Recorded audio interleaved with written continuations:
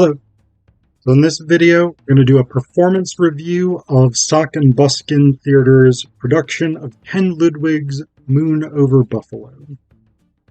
So this is a farce in the traditional sort of Ken Ludwig style.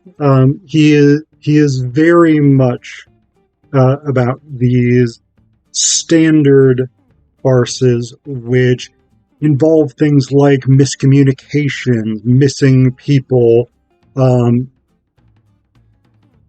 misunderstandings, all of these things, and sort of reversals of expectations.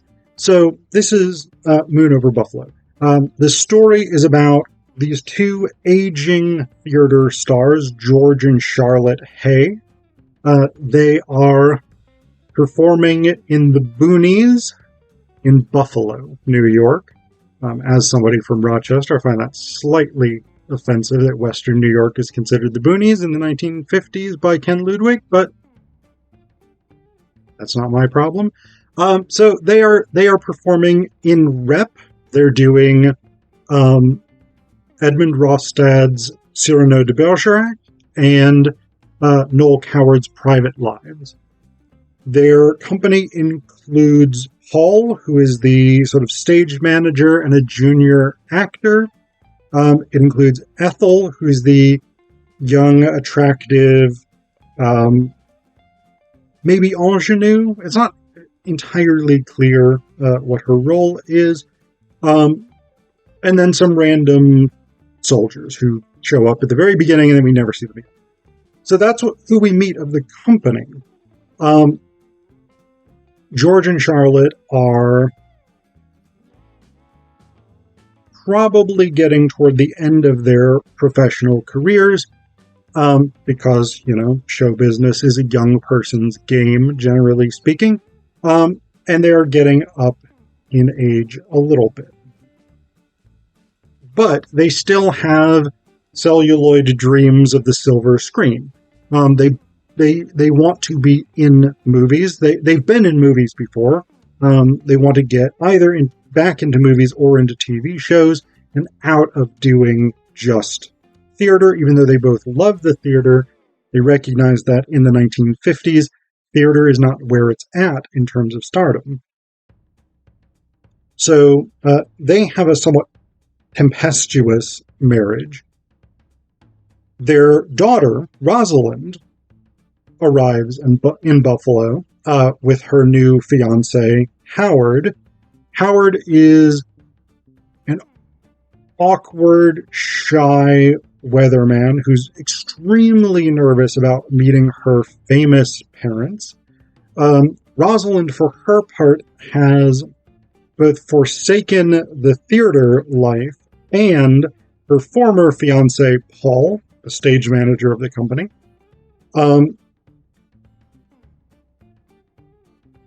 There's also kicking around in this apartment Ethel, who's Charlotte's mother. She is hard of hearing and does a lot of the mending, the costume design, that kind of stuff, the sort of backstage work for this troupe. She herself was on the stage, but is now largely off the stage.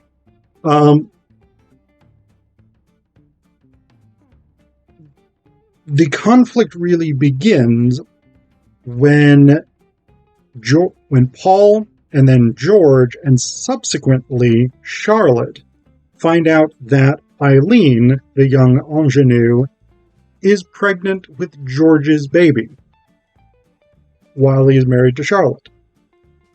So, that sort of kicks things off. Charlotte is really upset about this, understandably. And so she decides she's going to go off with Richard, who is the fancy out-of-town attorney for the couple, who's in love with Charlotte and wants to sort of, take her away from all this and whatever it is.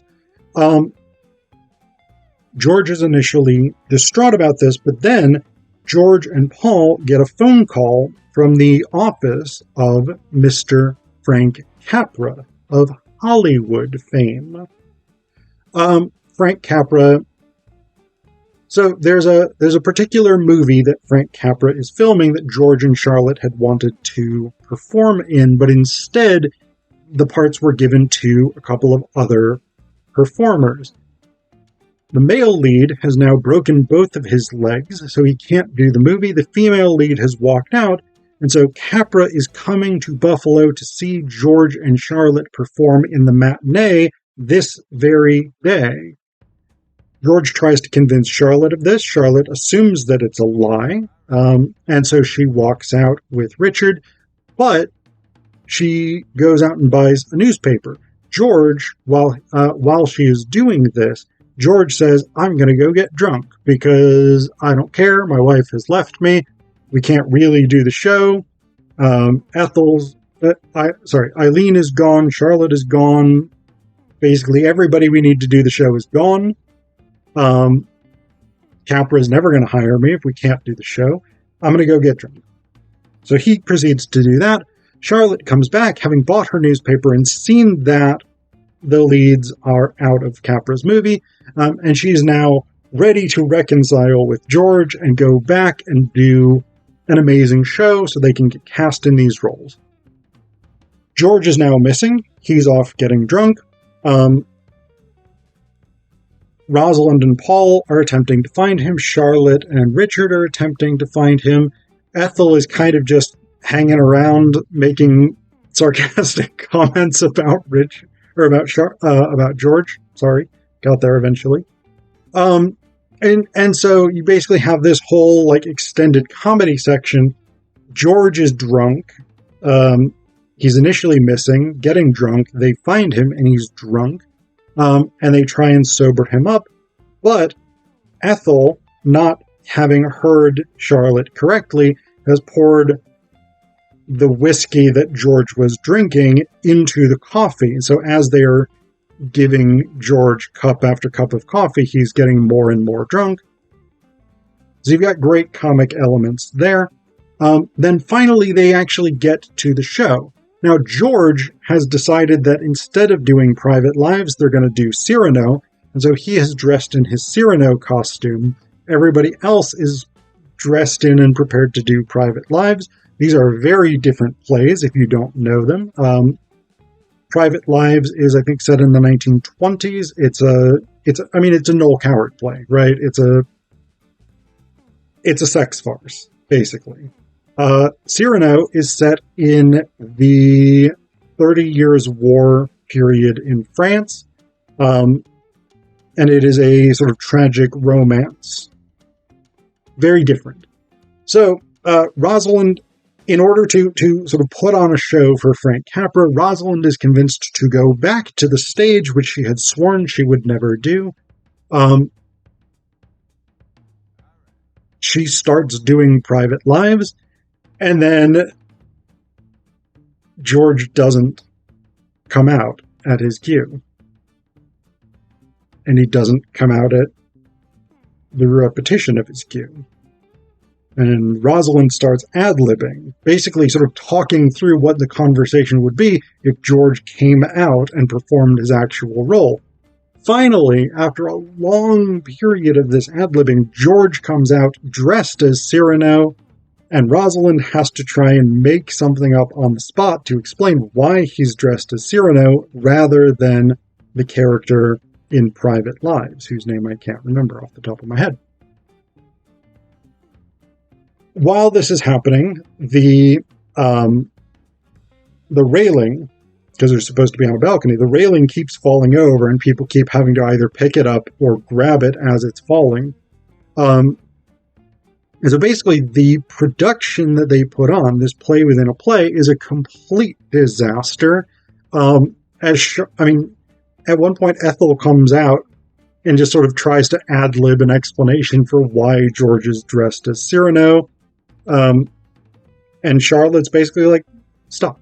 They think we're insane. Let's just stop. Let's stop this whole production. So it's a complete disaster, and then George falls into the orchestra, injures himself, has to be taken to the hospital. The upshot is, ultimately, that Howard, Rosalind's new fiance, has met Eileen at the hospital because he had to be taken to the hospital as well because he freaked out after George and Paul mistook him for Eileen's irate brother and tied him up, gagged him, and put him in the closet. So Howard has now met Eileen. They're going to get married and start a family immediately, which George is very much on board with. George and Charlotte are not initially reconciled, but Rosalind and Paul are reconciled by getting her back on stage and by getting her back into the same space as Paul. Basically, she is sort of returned to her true loves of the theater and the stage manager. What reconciles George and Charlotte is they get a phone call from Frank Capra's office saying that he had missed or his plane was delayed, and so he missed the matinee, and he was going to go to the evening show. So, the Sock Buskin, that was pretty much just Ken Ludwig's Moon Over Buffalo. I didn't talk that much necessarily about the Sock Buskin production, but the thing that really stood out to me about their production, it was a really, really good show. They did a really fantastic job. And the thing that really stood out to me is the comic timing of the performances. Because with Farce especially, with any comedy, but with Farce especially, timing is crucial. You need really good comic timing. Things need to generally move very, very quickly, and they need to move very seamlessly. And the cast here did a really amazing job with that. I'm going to get a lot of these names wrong, I think, so I apologize in advance. So George and Charlotte Hay were played by Michael and Laura Waldier. They played really, really well off of one another. Like, you could tell they had, I'm assuming from their shared last name, that they are husband and wife. If you're siblings, I apologize for that assumption, but it's a little bit of a weird part for siblings to play since they do make out with one another a few times. No judgment, but, it is what it is. But they played really well off of one another. And they clearly had a chemistry together, which makes a lot of sense if they are a married couple. There were a couple of performers among the sort of supporting cast. Howard, played by Zachary Myers, and Richard, played by Eric Ziegler. Ziegler, yeah.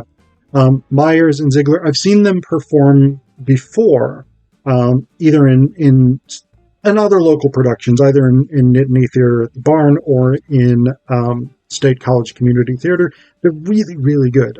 They're consistently good with comic timing, especially Ziegler. He's very, very sharp. He's got a great delivery. It worked really, really well. Michelle Rodino Colicino played Ethel.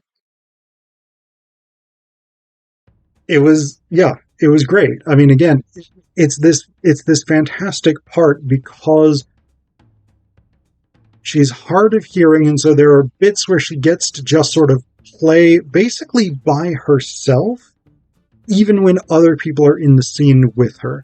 Because this character is not sort of directly interacting necessarily, she's at a remove because she often can't properly hear what people are saying. So she gets to act basically her own storyline.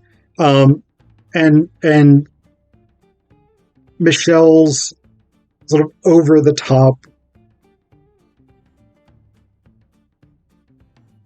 So Michelle is Italian.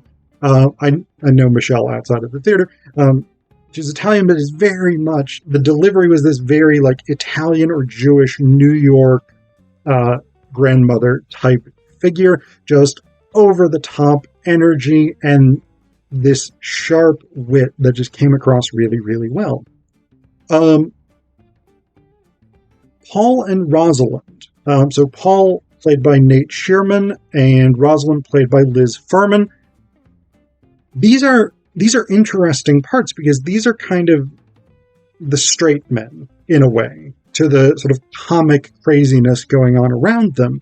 All of the other characters are sort of ruled by emotion and ruled by their impulses, but Paul and Rosalind are very much the sort of stable centers of this play, but they also get caught up in the craziness of, like, running around looking for George. And there's these great bits where, like, along the back, along the back stage, there's 3 doors, 2 dressing rooms and 1 backstage door. And there are these great bits when they're looking for George where you just have characters coming and going throughout these doors continually. And Rosalind and Paul are running around through these doors. Charlotte is running through these doors. Ethel a little bit because she doesn't necessarily care about finding George because she doesn't like him anyway.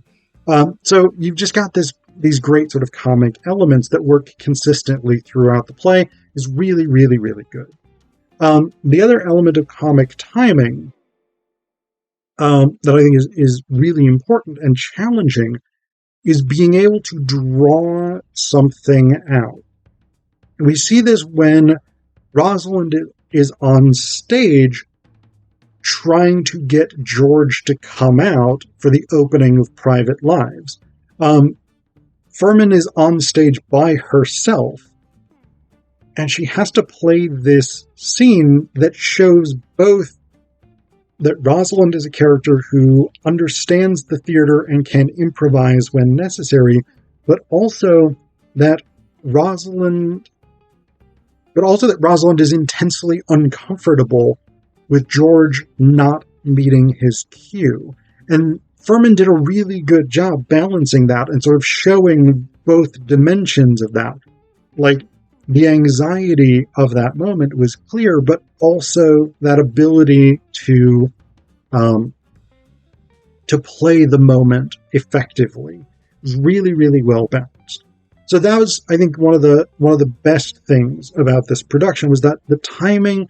There's one small section for the beginning of the second portion after the intermission where the timing dropped a little bit, but for the most part, it was extremely well performed. And again, that's one of the best things in theater is when you have a comedy that's timed just right.